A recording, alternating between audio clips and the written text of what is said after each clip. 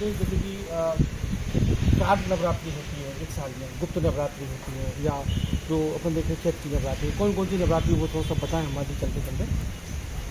सनातन धर्म में नवरात्रि के 4 पर्व हैं।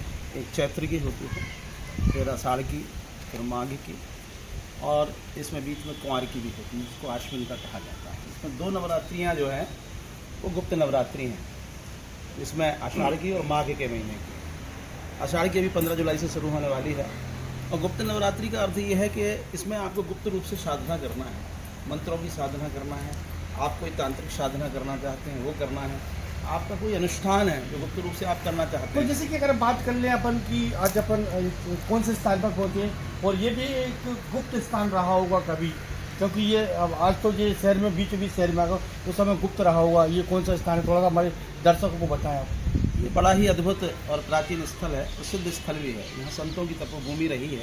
इसको चरोल वाली माता के नाम से जाना जाता है, क्योंकि यहाँ चरोल का वृक्ष है और ये जो प्रतिमा है ये चरोल के वृक्ष के नीचे ही प्राप्त हुई। ये सभी जानकारी लगी यहाँ पर कुछ संतों के द्वारा, किसी महंतों के द्वारा यहाँ पर जीवित समाधि भी ली गई है। दरअसल ये पूरा क्षेत्र जो यहाँ बैतवा के स्थल पर है, यहाँ बहुत सारी समाधियाँ ऐसी हैं जहाँ लोगों ने जीवित समाधियाँ ली हैं संतों ने।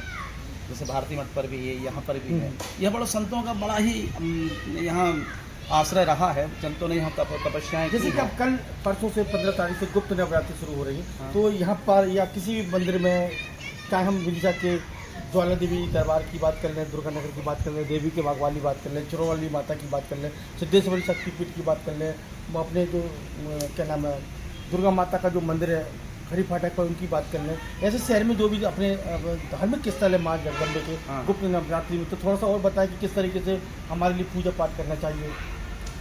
देखिए, अभी जो गुप्त नवरात्रि है 15 जुलाई से विदिशा में एक महामाई का मंदिर है, आषाढ़ी माता, श्री रामनगर चौराहे बरईपुरा में।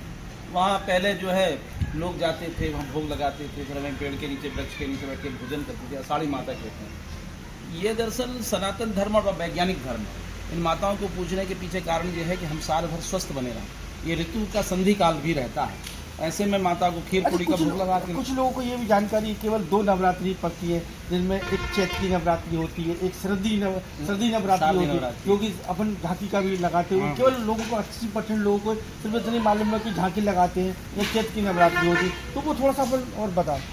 हाँ, वो नवरात्रियाँ जो है सामूहिक रूप से मनाई जाती हैं, वो विश्व कल्याण की भावना से मनाई जाती हैं। वो सामूहिक जन कल्याण की भावना, समाज के उत्कृष्ट के लिए वो नवरात्रियों का प्रादुर्भाव और उसकी साधना आराधना हम लोग करते हैं। ये जो आराधना है ये व्यक्तिगत रूप से है, ये व्यक्ति स्वयं के लिए, स्वयं को चार्ज करने के लिए, स्वयं को ऊर्जावान बनाने के लिए इन नवरात्रियों को जो अपन करते हैं, जो आषाढ़ की और माघ की नवरात्रि है। माघ की नवरात्रि देखिए आप, सरस्वती का महोत्सव बसंत पंचमी पड़ता है, विद्यार्थियों के लिए माघ की नवरात्रि बहुत श्रेष्ठ है। आषाढ़ की जो नवरात्रि है ये वर्षाकालीन ऋतुकाल का समय है और फसलों इत्यादि के लिए तो बहुत बहुत धन्यवाद। हमारे साथ संजय पुरोहित जी जुड़े हुए थे, वो बताते हैं कि साल में हर 3 माह में नवरात्रि पड़ती है। एक सर्दी नवरात्रि है, चैत की नवरात्रि है, आषाढ़ की नवरात्रि है। ये 2 गुप्त नवरात्रि होती हैं और 2 सार्वजनिक नवरात्रि के रूप में मनाते हैं माँ को। 2 नवरात्रि होती, स्वयं को चार्ज करने की बात की, जैसे कि अपन देखते हैं वर्तमान में जब बरसात होती है तो रूप हार्वेस्टिंग की जो बात कर ली जाती है, उस तरीके से ज़मीन को चार्ज करने के लिए ज़रूरत पड़ती है। उसी प्रकार से हमारे लिए भी चार्ज करने के लिए जो माँ जगदम्बे की जो आराधना होती है, 2 गुप्त नवरात्रि हैं। तो हमारे साथ जो संजय पुरोहित जी हैं, जो कि यहाँ के धर्माधिकारी के रूप में भी बात कर लें, अपने बैतवा चरण तीर्थ धाम के पीठेश्वर महादेव की बात कर लें, मतलब पीठेश्वर जो महादेव है उनकी भी अपन बात कर लें। तो आज हमारे साथ संजय पुरोहित जी जुड़े हुए, तो उन्होंने बताया कि गुप्त नवरात्रि का महत्व। तो इसी क्रम में हम विदिशा के आज चरोल वाली माता के दरबार में पहुँचे थे और माँ से हम लोगों ने अभी थोड़ा सा आशीर्वाद लिया है। तो हम भी चाहेंगे आप भी गुप्त नवरात्रि के बारे में गुरु जी से अपन और जानेंगे। तो ये देखते रहें आप हमारी खबर विदिशा के राज टीवी समाचार भारत पर। मैं विदिशा से कमल रेखवार।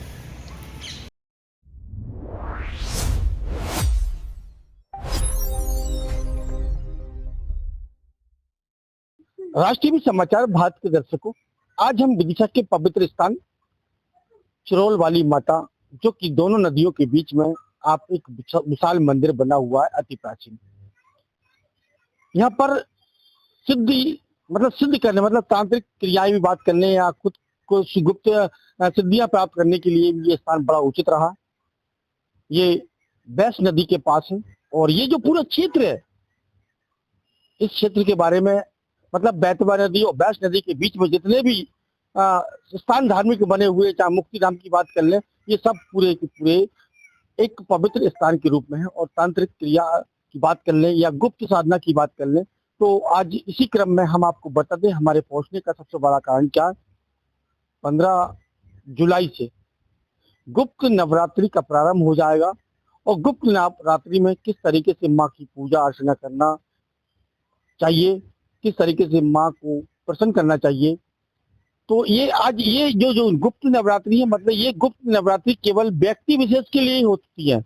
मतलब जैसे कि साधु संत जो लोग होते हैं वो गुप्त में जाकर अपनी माँ को मनाकर साधना करते हैं। तो आज इसी क्रम में हम गुप्त नवरात्रि जो 15 जुलाई से लगने वाली है, प्रारंभ होंगी 9 दिन के लिए, तो उसी क्रम में आज हम विदिशा के चिरौर वाली माता के दरबार में पहुंचे थे। तो यहाँ पर सबसे बड़ा सिद्ध स्थान है गुप्त नवरात्रि में सिद्धि प्राप्त करने के लिए।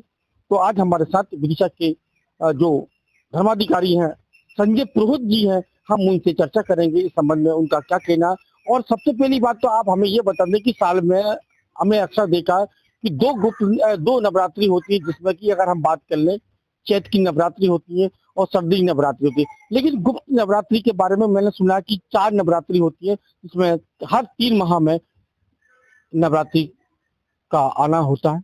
मतलब माँ का, हालांकि माँ तो हमेशा विचरण करती है, लेकिन 9 दिन जो हर 3 माह में 9-10 दिन दिवस होते हैं, वो बड़े महत्व के होते हैं। तो आज हमारे साथ विदिशा के जो चरण धाम के पुजारी जी हैं और हम धर्माधिकारी जी की बात कर लें, ज्योतिषाचार्य भी की बात कर लें, और बढ़िया ज्ञान की बात हमें हमेशा इस शहर वासियों को बताने का कार्य करते हैं। तो हमारे साथ अब संजय पुरोहित जी जुड़ रहे हैं, जो कि एक इस गुप्त नवरात्रि के बारे में और सभी जो नवरात्रि है उनके बारे में विस्तार से बताएंगे वो आपको। जी, सबसे पहले हमारे दर्शकों को अपने परिचय दें। मैं संजय पुरोहित, पुजारी चरण तीर्थ मंदिर, मध्य प्रदेश प्रांतीय पुजारी महासभा का अध्यक्ष। सनातन धर्म में माता की आराधना का बड़ा महत्वपूर्ण स्थान है। बिना शक्ति के सनातन धर्म की कल्पना भी नहीं कर सकते। ऐसे में पूरे वर्ष भर में हम 4 नवरात्रि हमारे सनातन धर्म में है। प्रथम चैत्र की, द्वितीय जो है आषाढ़ की पड़ रही है अभी 15 जुलाई से, फिर आएंगे कुंवार के आश्विन के महीने की शारदीय नवरात्रि, फिर माघ के महीने में। इनमें से जो 2 नवरात्रि हैं वो सामूहिक रूप से मनाई जाती हैं, विश्व कल्याण की भावना से, सबका उद्धार हो, सबका उत्थान हो, देश की रक्षा हो, सभी लोग समृद्धि और संपन्नता को प्राप्त करें। इसके साथ ही 2 नवरात्रि ऐसी हैं जिन्हें गुप्त रूप से मनाया जाता है। इनमें किया गया अनुष्ठान हमें सार्वजनिक। अच्छा गुरु जी, सबसे पहले तो आप हमें ये बताएं हमारे दर्शकों, साल भर में 365 दिन होते हैं, हर 3 माह में, जैसे कि मुझे जहां तक ज्ञान है, सर्दी नवरात्रि होती है, चैत की नवरात्रि होती है। चैत की नवरात्रि को हमने देखा माँ के दरबार में जो जवारे बोए जाते हैं, और जो सर्दी नवरात्रि होती है उनमें झांकी भी लगाई जाती है। हालांकि अब तो देखा जाता कि चैत की नवरात्रि में भी माँ की झांकी लगने लगी, काली जी माँ की झांकी लगने लगी। तो इसमें जो सर्दी नवरात्रि है, चैत की नवरात्रि है और गुप्त नवरात्रि है, इनके बारे में दोनों में थोड़ा सा एक हमारे दर्शकों को बताएं। देखिए, शारदीय नवरात्रि और चैत्र मास की जो नवरात्रियां हैं वो गुड़ी परमा से प्रारंभ होती है। सृष्टि दिवस की उत्पत्ति उसी दिन गुड़ी परमा से हुई, उसी दिन से चैत्री नवरात्रि प्रारंभ होती है। और वह सामूहिक रूप से विश्व कल्याण की भावना से ऊर्जा एवं उपासना का बड़ा त्योहार है। इन दोनों नवरात्रियों में एक हमारे यहाँ 2 प्रकार के पंचांग भी बनाए जाते हैं, एक चैत्र से बनाया जाता है, एक कार्तिक से ही बनाया जाता है। ठीक है, तो उस कुंवार के पहले उसमें जो बनता है, तो ये सामूहिक रूप से जो हम इस नवरात्रि को मनाते हैं, जिसमें विश्व कल्याण, प्रकृति का उत्थान, पर्यावरण संरक्षण और सभी प्रकार की हमारे अंदर जो ऊर्जाएं हैं, समाज आरोग्यता को प्राप्त करे, धन ऐश्वर्य संपन्नता को प्राप्त करे। साथ ही हमारे यहाँ दो गुप्त नवरात्रियां हैं, एक आषाढ़ की और दूसरी माघ की। ये व्यक्ति विशेष अपने स्वयं के लिए करता है, स्वयं के कल्याण के लिए करता है, उसको गुप्त रूप से किया जाता है। इस अनुष्ठान को ओपन नहीं किया जाता, लोगों के बीच में फैल कर नहीं, किसी गुप्त स्थान में जाकर किसी विशेष स्थान पर जाकर साधना करना, अनुष्ठान करना, तांत्रिक साधनाएं करना, किसी प्रकार की सिद्धियों को जागृत करना, विश्व कल्याण के लिए, अपने ऊर्जा के लिए कि मैं कोई सिद्धि प्राप्त करूं जिससे मैं समाज का कल्याण कर सकूं, समाज के लिए, समाज का उत्थान कर सकूं, लोगों के काम वो सिद्धि आए। ऐसी सिद्धियों को इन गुप्त नवरात्रि में साधकों को, ब्राह्मणों को, आचार्यों को, धर्माचार्यों को, धर्माधिकारियों को, संतों को, सभी को करना चाहिए। चलिए संजय पुरोहित जी, अगर बात कर ली जाए तो ये जो गुप्त नवरात्रि है इस वर्ष अभी कब से प्रारंभ हो रही है और हमारे जो दर्शक हैं उनको बताएं ताकि वो भी व्यक्तिगत माँ की गुप्त आराधना करके पूजा पाठ करें और अपना और अपने परिवार का और देश का और प्रदेश का कल्याण करें। ऐसी कुछ भावना को लेकर हम भी आज पहुंचे, तो हमारे दर्शकों को थोड़ा मार्गदर्शन करें। आषाढ़ शुक्ल की जो नवरात्रि प्रारंभ हो रही है 15 जुलाई बुधवार से प्रारंभ हो रही है पुष्य नक्षत्र के साथ। अद्भुत संयोग है ये, अमृत सिद्धि योग है इस प्रकार का कि पुष्य नक्षत्र में किया गया कोई भी शुभ कार्य वो बार बार फल को प्राप्त को देने वाला है, अत्यंत शुभ माना जाता है। हमारे यहाँ पुष्य नक्षत्र को नक्षत्रों का राजा कहा गया है और उसमें जो भी शुभ कार्य किया जाता है वो निश्चित रूप से सफलता और वो बढ़ोतरी के साथ होता है। तो ऐसे में इस बार की जो 15 जुलाई को गुप्त नवरात्रि प्रारंभ हो रही है, इसमें सभी को, विद्यार्थियों को हो, चाहे वो व्यापारियों को हो, चाहे वो व्यवसायियों को हो, चाहे वह किसी काम में हाथ डालने वाले लोग हों, कुछ भी काम को करने वाले हों, जिन लोगों को उस गुप्त नवरात्रि को कोई ना कोई मंत्र, गुरु मंत्र हो, देवी का कोई मंत्र हो, सिद्धि का स्त्रोत का पाठ कर सकते हैं, देव्य कवच का पाठ कर सकते हैं, अर्कला कीलक का पाठ कर सकते हैं, बीज मंत्र का जाप कर सकते हैं। यहाँ से बैठकर अपने घर में या किसी एकांत स्थान में जाकर दीपक को जलाकर, अगरबत्ती को जलाकर माँ की आराधना करें, माँ को ध्यान करें। जरूरी नहीं है गुप्त नवरात्रि में सामने कोई तस्वीर इत्यादि लगाने की आवश्यकता नहीं है। आप तो आसन बिछाकर अपना आचमन इत्यादि करके संकल्प लेकर इस काम को कर सकते हैं। इस नवरात्रि में किया गया कोई भी अनुष्ठान सार्वजनिक रूप से अपन को बताना नहीं चाहिए लोगों को। उस मंत्र की जिसकी आराधना की उसकी बात नहीं करना चाहिए। ये खुद को ऊर्जावान बनाने का, खुद को जागृत करने का, खुद को पुष्ट करने का एक बड़ा त्योहार है। इसमें व्यक्ति को अपनी साधना को बड़ी सावधानी पूर्वक, नियम पूर्वक करने से निश्चित ही लाभ की प्राप्ति होती है। तो ये देखिए, हमारे साथ संजय प्रो जी जुड़े हुए थे। उन्होंने बताया कि प्रति वर्ष साल में 365 दिन होते हैं और हर 3 महीने में नवरात्रि मतलब माँ का आगमन होता है, माँ की विशेष पूजा अर्चना होती है। हालांकि माँ के बिन कोई ऐसा पल नहीं जो माँ के बिन ना हो, लेकिन माँ का विशेष जो पूजा अर्चना होती है, विशेष आराधना होती है, वो चैत्र की नवरात्रि की बात कर लें, आषाढ़ की नवरात्रि की बात कर लें, माघ की नवरात्रि की बात कर लें या सर्दी नवरात्रि की बात कर लें, तो हमारे साथ संजय प्रो जी ने बिल्कुल बारीकी से आपको बता दिया कि हमें किस तरीके से पूजा पाठ करना चाहिए, क्योंकि 15 जुलाई से गुप्त नवरात्रि का प्रारंभ हो जाएगा। तो इसी क्रम में हम और एक और बार हमारे जो प्रो जी हैं उनसे चर्चा करेंगे कि माँ बिन, जिस तरीके से पानी के बिन कुछ भी मतलब सूना सूना रहता, उसी की वजह अगर माँ नहीं होती तो क्या होता। तो माँ की महिमा के बारे में थोड़ा सा हमारे दर्शकों को बताएं, क्योंकि आज देखा जा रहा है कि हमारे सनातन धर्म में कभी हमने वृद्धाश्रम नहीं देखे थे, लेकिन आज कुछ समय परिवर्तन हुआ। आज सबसे ज्यादा भारत देश के अंदर वृद्धाश्रम खुल रहे हैं। तो इसका कारण क्या है? तो हमें माँ की पूजा का महत्व भी माँ के साथ बताना है, क्योंकि एक तो माँ होती जगत जननी माँ और एक जन्म देने वाली माँ होती है। तो हमें ऐसे भी इन पर माँ जो आज आश्रम खुल रहा है उस पर भी हमें थोड़ी सी कल्पना है। तो माँ की महिमा के बारे में थोड़ा सा हमें बताएं कि माँ का क्या महत्व है। सृष्टि की उत्पत्ति में माँ का महत्वपूर्ण योगदान है। जिस माँ ने अपने बच्चे को 9 महीने तक अपनी कूख में रखकर जिस कष्ट को भोगा है, और जब वो उस बच्चे को जन्म देती है तो उसकी पीड़ा को सिर्फ ईश्वर समझता है या वो समझती है। ऐसे में अगर वृद्धाश्रम जैसी चीजें आज वर्तमान परिवेश में आई हैं तो ये समाज के लिए बहुत घातक हैं। और माँ की महिमा को तो कोई गुणगान कर ही नहीं सकता। यशोदा हो, कौशल्या हो, मातृशक्ति। देखिए, शक्ति की उपासना सदैव करना हितकारी है। और वर्तमान में शक्तियों का जो उसकी आजकल दुर्गति कर दी है, शक्ति की आराधना की, माँ की जो दुर्गति कर दी है, निश्चित रूप से समाज के लिए एक बहुत बड़ा संकेत है कि ये पतन की तरफ ना चले जाएं हम लोग।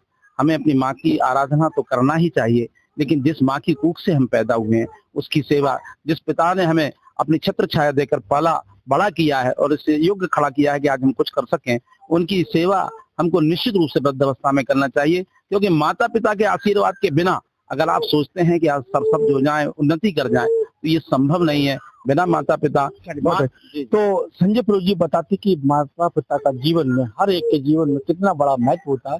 तो हमें माता पिता को अपनी आंखों से ओझल नहीं करना चाहिए और उनका हमेशा 14 से 40 मिनट होते हैं कम से कम माता पिता के पास। अगर इतनी व्यस्त जिंदगी में भी अगर हम 14 से 40 मिनट में से अगर 40 मिनट भी देते हैं तो माता के लिए, पिता के लिए ये एक बहुत बड़ा समय का उपहार होगा। तो हम माता पिता के जीवन के बारे में संजय प्रो जी ने बता दिया।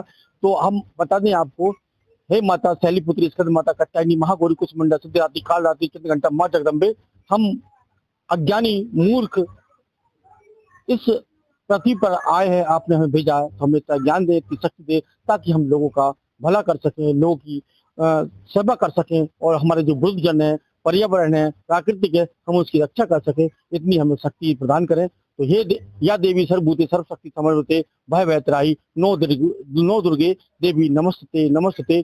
तो ये एक जो मंत्र है जिसे बता रहा हूं मैं, या देवी सर्वभूते सर्वशक्ति समन्विते भय भयत्राही नौ देवी दुर्गे देवी नमस्ते नमस्ते। ये एक ऐसा मंत्र है, बीज मंत्र है, इसको मैं अगर बता दूं आपको तो इसका बहुत बड़ा महत्व है। मतलब इस मंत्र में अगर आप इस मंत्र का जाप करते हैं तो दुनिया में कोई किसी प्रकार का भय आपके जीवन में नहीं आएगा। तो आज इसी क्रम में हम विदिशा की चिरौड़ वाली माता के दरबार में पहुंचे थे। तो हमने आज संजय प्रभु जी, जो कि विदिशा के एक प्रतिष्ठित प्रभु जी हैं, उनसे हमारी चर्चा होती है गुप्त नवरात्रि को लेकर। तो 15 जुलाई से गुप्त नवरात्रि का प्रारंभ हो जाएगा। तो आओ हम सब मिलकर अपनी शक्ति को बढ़ाने का काम करें और माँ की आराधना करें, ताकि हम अपने परिवार का, अपने क्षेत्र का, अपने प्रदेश का, अपने देश का और अपने विश्व का कल्याण के लिए इसमें योगदान करें। तो ये गुप्त नवरात्रि का बड़ा महत्व है। तो इसी संबंध में हम आज विदिशा की चिरौड़ वाली माता के दरबार में पहुंचे थे, और हमने आज यहाँ से, क्योंकि ये स्थान एक ऐसा स्थान है, पवित्र स्थान है, जहाँ पर ये तपोभूमि है, यहाँ पर बताया जाता कि जहाँ पर जो संत हुआ करते थे उनके द्वारा यहाँ पर जीवित समाधियां ली गई हैं। यहाँ पर बहुत से संतों की समाधियां भी हैं। आज उसी पवित्र स्थान पर हम यहाँ पहुंचे थे। तो ये हमारी खबर थी गुप्त नवरात्रि को लेकर, जो कि 15 जुलाई से प्रारंभ हो रही। तो आओ हम सब माँ को प्रसन्न करें, उनसे आशीर्वाद दें, और जो हमारे जीवन, जिनने हमें जीवन दिया माता पिता ने, और हमारे जो आसपास के बुजुर्ग जन हैं, माता पिता हैं, उनकी भी हम सेवा करें, ताकि हमारे देश के अंदर जिस तरीके से सनातन धर्म में आश्रम नहीं होना चाहिए, उसी प्रकार हम भी चाहेंगे कि हमारे देश के अंदर ऐसे आश्रमों की कमी हो और हम लोग माता पिता की सेवा करें, बुजुर्गों की सेवा करें। तो ये हमारी खबर थी विदिशा के चिरौड़ वाली माता के दरबार से। जय माता दी, जय माता दी, जय माता। मैं विदिशा से राज टीवी समाचार भारत के लिए कमल रैकवार।